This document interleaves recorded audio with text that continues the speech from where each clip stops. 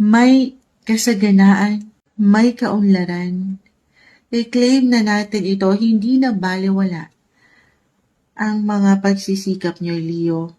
Lalo pa kung alam nyo sa inyong mga sarili na ibinigay nyo ang inyong best.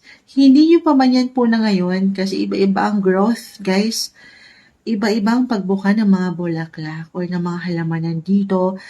Timing, magkakaibang bawat isa kahit pare-pareho kayong sign. As a Leo, nakuha ko yung energy dito, prosperity, good luck, wealth, health, happiness ni Jupiter. Jupiter right now still currently nasa inyong mga 12th house of hidden matters, secrets, ilang parang naka-hide pa ito for some of you, Moonchild, parang wala naman. Hindi totoo yan.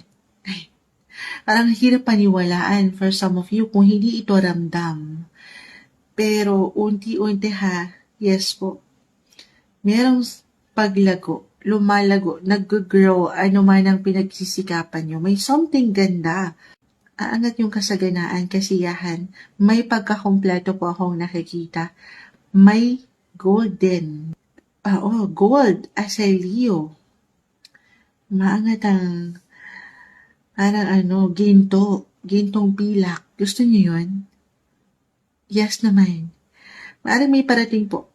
Parating ito sa tamang pagkakataon para sa inyo. Meron kayong pagpipilian. May solusyon, resolusyon. If